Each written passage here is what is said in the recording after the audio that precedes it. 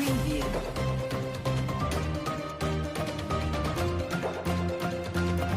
Preview.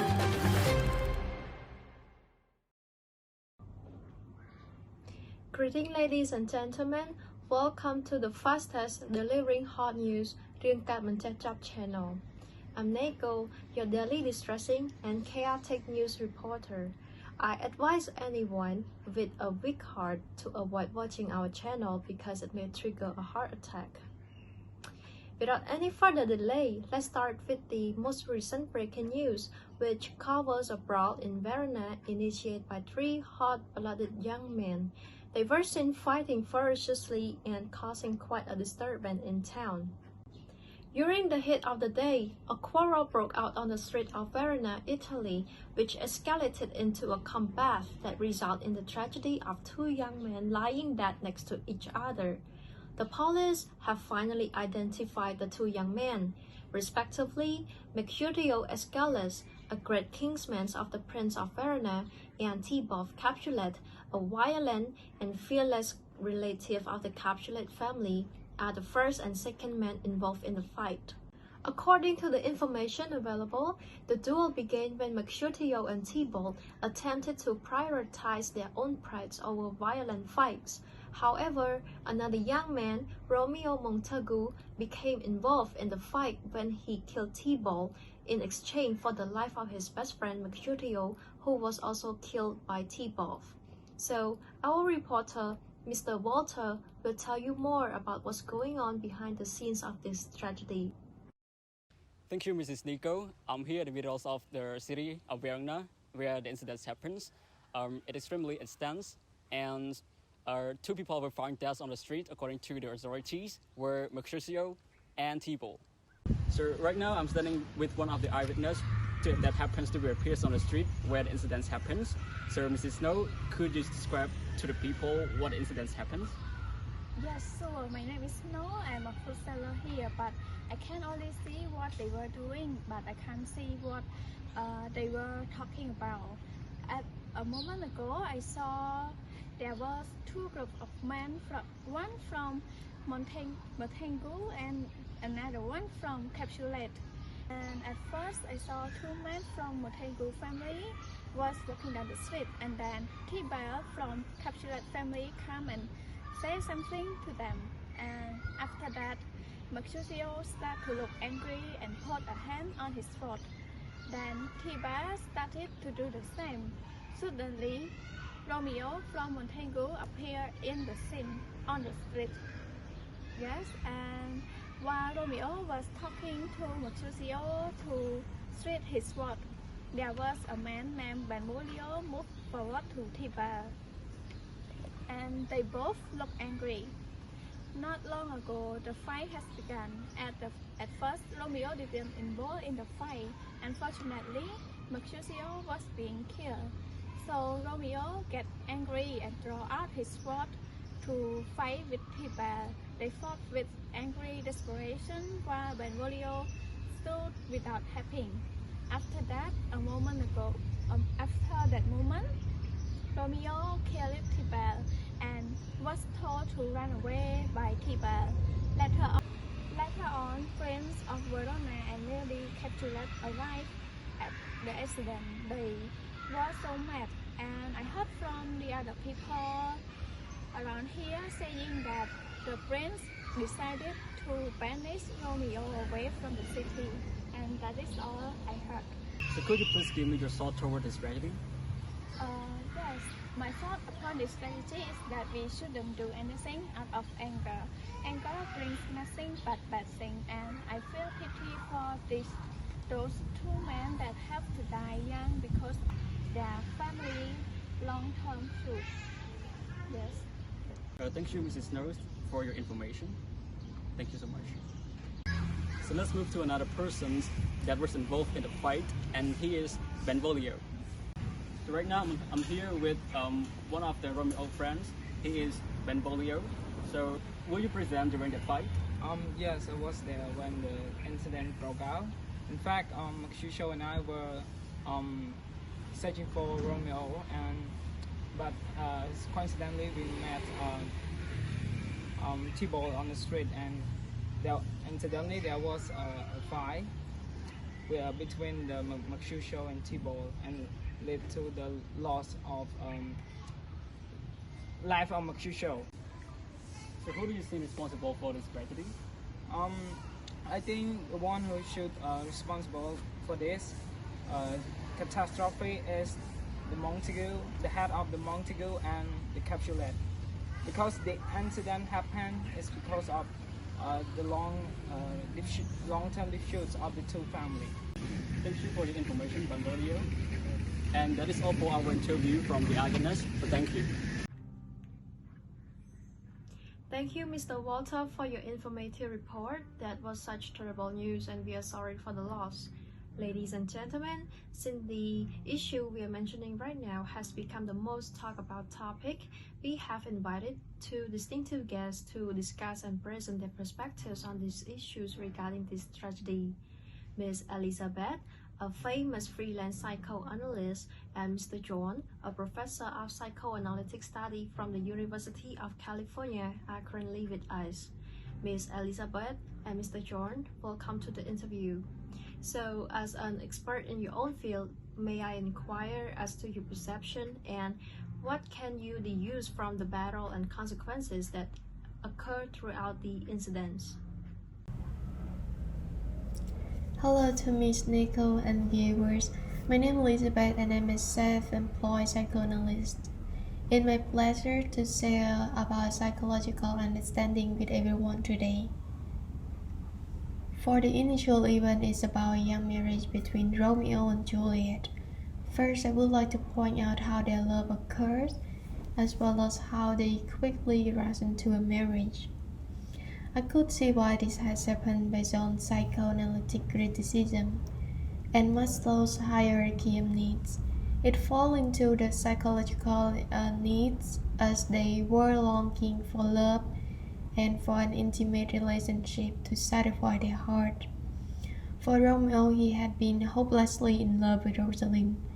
However, this fair lady could not satisfy his passionate love for her, which made Romeo feel pain, grief, and heartbroken for the first time, until one day he met Juliet at a Capulet party, and he fell in love with her the moment he laid his eye on hers.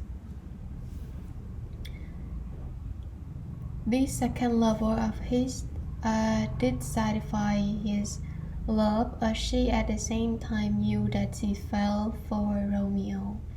Hence, her love healed his broken heart and served as the satisfaction of his need. Likewise, for Juliet, she was of the coming of age, which means that she needed and she was ready for love. Another psychoanalytic criticism is fear. The fear of losing. Therefore, it made Romeo and Juliet wanted to secure their love by marrying one another the next day. For Romeo, he wanted to seize any opportunity to be near his lover, while Juliet knew that her parents thought of handing her to Count Paris as his wife. So they both were quick into marrying one another, as they feared it might be too late if they did not choose to do it at the moment. Moving on to the second event of the day, which is about a fight between the most popular or the most powerful family in Verona, the Capulets and the Montague. As it has been announced, the victims are Mercutio and Thibault, while the on-run suspect is Romeo. My thought on this sad incident is that we shall blame this on the foolish ancient feud between the two families. Based on the psychoanalytic criticism, the ethical value that is held within individuals caused the beginning of the fight. Thibault, the one who asked for a duel with Romeo, thought of Romeo attending his family party as an insult. In Thibault's way of thinking, It showed that the loyalty he bore for his clan, as he must protect their honor by punishing the enemy. So he decided or he wanted to fight Romeo and punish him for joining their party without invitations. And that is all for my psychoanalytic based on each characters. Thank you. Good evening, everyone. My name is John Regan. I am a psychoanalyst at the Universities of California. I am really delighted that I have this opportunity to give my perspective toward these two important events of the story. First and foremost, you already know why Romeo and Juliet decided to get married impulsively based on our first expert psychoanalyst, who is Elizabeth. She has elaborated clearly on this tension.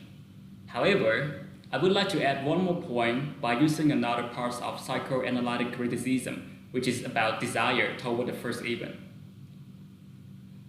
As we already know that Romeo had been denied shamefully of his first love with Rosalind. He felt grief and blamed himself that he couldn't even grab the women's hearts whom he loved the most and valued as much as his life. However, everything changed when he first started knowing Juliet at a ball. He fell in love with her at the first glance regarding her beauty, and he only believed that there was only Juliet whom he could trust and ease his pants. And of course, nobody could compare to her.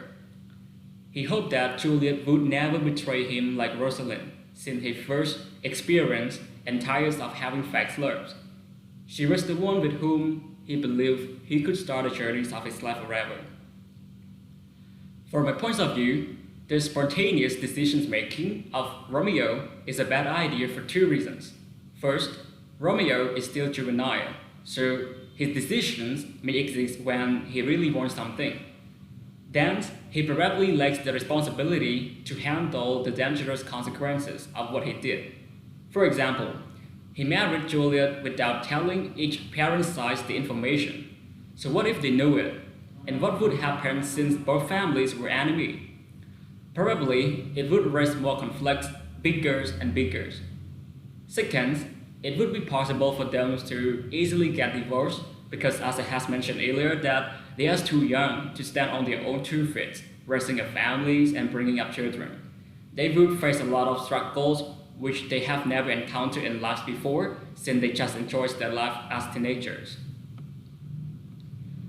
Moving on to the second event of the day, which is the fight between the most powerful families in Verona, the Capulets and the Montague. I would like to express my thought regarding this tragic incident.